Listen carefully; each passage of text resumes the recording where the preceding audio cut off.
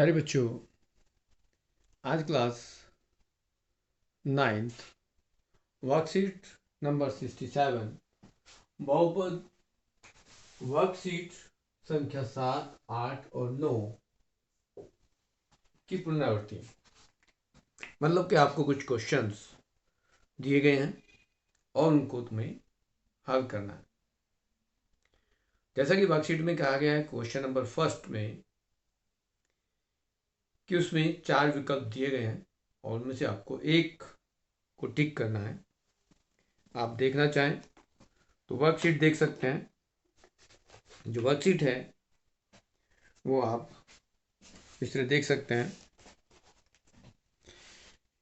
Worksheet में कुछ questions जो आपको दिए हैं वो first question first to fourth में आपको मल्टीपल चॉइस के हैं, बहुविकल्पीय क्वेश्चन है। उनमें से पहला क्वेश्चन में कहा गया निम्न में से बहुपद बताइए।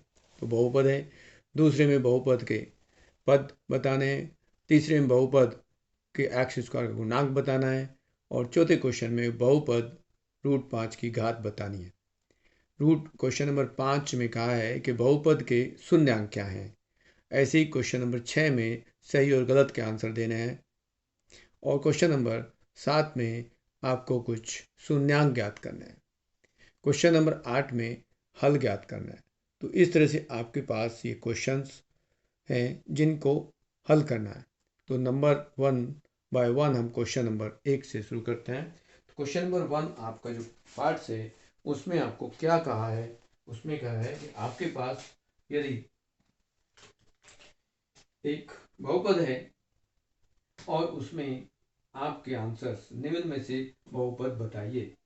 तो क्वेश्चन नंबर 1 में अब बहुपद जो होगा किसे कहते हैं? बहुपद वो पद होते हैं जिनमें चर हो, अचर भी हो और चर की घात पूर्ण संख्या हो। तो इसमें जो पहला है वो एक चर है। इसमें पहले का जो आंसर है ए, वो बहुपद है जिसको लिखा गया है √60x + 5। क्वेश्चन नंबर 2 में लिखा बहुपद के पद क्या हैं। इसमें जो है आपके पास आंसर सी होगा और सी में आपको अलग अलग पद बना के लिख दिए गए हैं कि एक आपको लिख दिया गया x⁻3, तो दूसरा है -4x², तीसरा है -3x और चौथा है +2 या 2। ऐसे ही यदि हम क्वेश्चन नंबर 3 की बात करेंगे तो क्वेश्चन नंबर 3 में जो x² गुणांक है उसका हमें हल करके देखना पड़ेगा कि इसको गुणांक क्या होगा। तो यदि हम हल करें तो ये इसका जो पार्ट्स होगा वो हम देखते हैं। हमें दिया हुआ है x² - 1 को पहले x - 2 से गुना करना है। गुना करेंगे तो x की घात 2 को x से गुना करेंगे तो x की घात 3 होगा। x² को -2 से करेंगे तो -2x² होगा। फिर -1 से x से करेंगे -x होगा। -1 -2 करेंगे तो +2 होगा। अब यहाँ पर जो x² गुणांक है वो हमारा जो आंसर है वो ए है जो -2 है। यहाँ पर x² गुणांक -2 है। क्वेश्चन नंबर 4 की बात करेंगे तो यहाँ पर बहुपद √5 की घात क्या होगी, क्योंकि ये एक अचर पद है और अचर पद में जो गुणांक होता है वो और उसके साथ जो चर पद होता है उसकी घात हम गिनते हैं। तो यहाँ पर हमारे पास चर नहीं है और यदि लिखा हुआ है जैसे √5 तो इसमें हम x की घात 0 लिख करके इसका उत्तर यही होता है √5। तो इसमें हम देखेंगे इसकी घात क्या है, वो 0 है। तो इसमें जो आंसर लिखेंगे वो आंसर आपका होगा ए बी और उसका आंसर 0 है। क्वेश्चन नंबर 5 में जो कहा गया है उसमें कहा गया है कि बहुपद x² - 2x के शून्यांक ज्ञात करें। यदि हम इसको देखेंगे तो x² - 2x लिखा हुआ है। यदि इसके गुणनखंड करेंगे तो x कॉमन लेंगे, x - 2 आएगा। अब शून्यांक की बात करेंगे तो ये एक शून्यांक x 0 होगा और दूसरा जो होगा वो इसको शून्य बनाने के लिए 2। तो यहाँ इसका जो आंसर है वो डी भाग है। ये हमारे पास पांचों क्वेश्चन हो गए। क्वेश्चन नंबर 6 में जो आपको बोला गया है कि क्वेश्चन नंबर 6 में आपको एक पार्ट दिए गए हैं, 1 2 3 4 और ये 5। अब यहाँ 5 पार्ट में पहले में कहा गया प्रत्येक बहुपद एक समीकरण भी होता है, नहीं ये गलत है। दूसरे में कहा गया प्रत्येक बहुपद द्विपदीय होता है, ये भी जरूरी है। वो एक पदीय भी हो सकता है, द्विपदीय हो सकता है, त्रिपदीय हो सकता है, चतुर्पद भी हो सकते हैं। आगे कहा है कि द्विपदीय बहुपद की घात 5 भी हो सकती है। हाँ, कोई भी घात हो सकती है, तो हम इसको सही कहेंगे। यहां पर नंबर 4 में कहा गया शून्यांक बहुपद की घात अपरिभाषित होती है। यदि आपके पास कोई शून्यांक बहुपद है, यानी कि उसमें आपका जो आंसर है, कोई भी बहुपद है वो 0 वाला है, तो उसमें जो घात होगी उसको क्या लिखेंगे? कुछ भी लिखे, 0 गुना x की घात कुछ भी लिखेंगे, वो अपरिभाषित है, बहुत सारे हो जाएंगे, तो हम इसको भी सही कहेंगे। आगे एक बहुपद का शून्यांक हमेशा शून्य होता है। एक बहुपद का शून्यांक, एक बहुपद है यानी x है, उसने कहा उसका शून्यांक 0 है। यदि एक ही पद है तो अब उसमें कहा है बहुपद का शून्यांक हमेशा 0 होगा, तो ये सच है, ये भी सही है।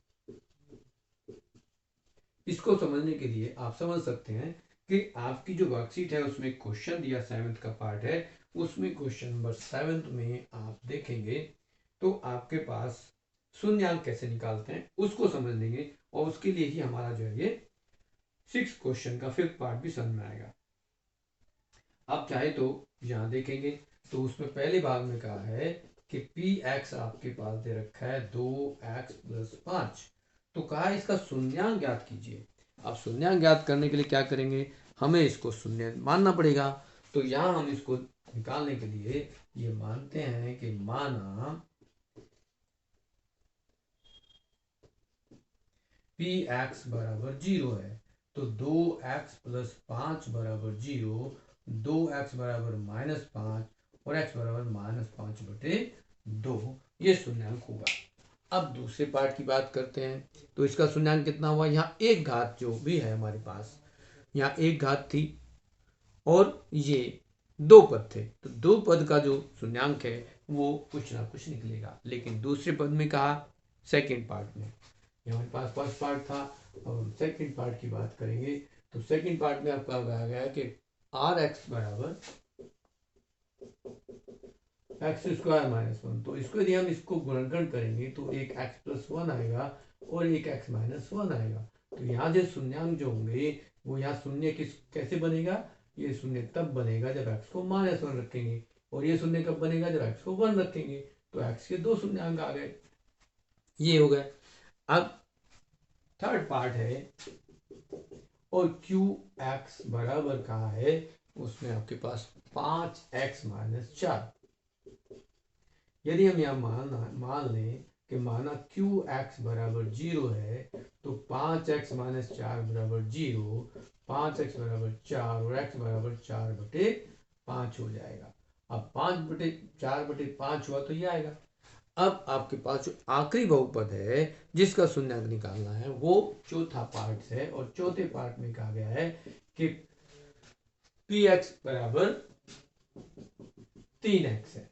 तो यदि हम px को 0 लेंगे तो क्या होगा? 3x बराबर 0 होगा और x का मान क्या होगा? 0 होगा।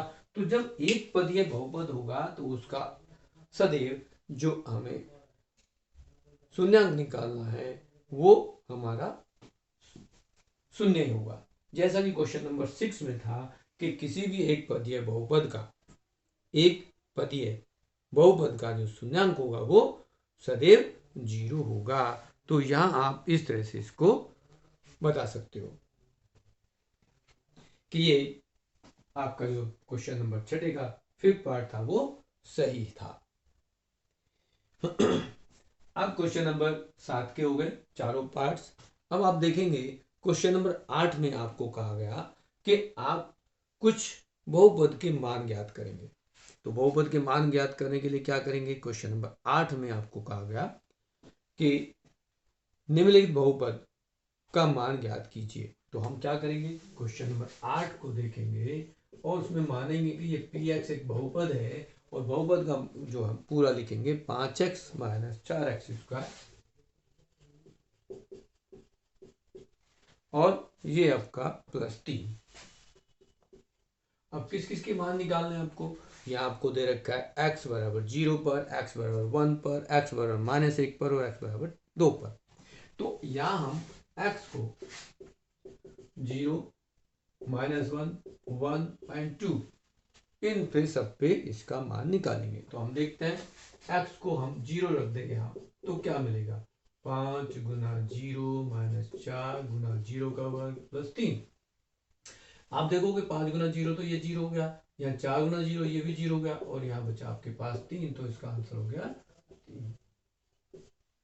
P1 रखते हैं, P1 में यदि हम x को फिर 1 रखेंगे तो 5 गुना 1 - 4 गुना 1 का वर्ग +3, तो यहाँ आएगा 5, यहाँ -4 गुना 1 का वर्ग 4 जाएगा +3, तो ये आ जाएगा 5 और 3 8 - 4 बराबर 4।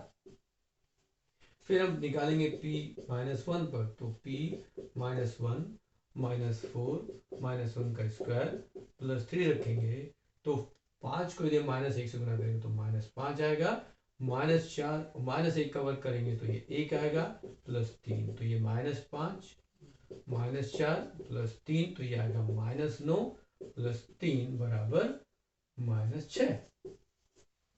और इसमें x को 2 पुट करेंगे तो 5 गुना 2 - 4 गुना 2 का वर्ग +3, तो यहाँ आएगा 10, यहाँ आएगा 4 गुना 4 +3 और ये 10 और 3 13 आएगा -16 आएगा,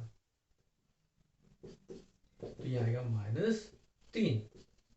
इस तरह से आपके क्वेश्चन की जो वर्कशीट थी ये आपकी कंप्लीट हो गई कि आपके पास जो क्वेश्चन है वो क्या क्या करने थे, इस तरह से आप कर लेंगे इनको।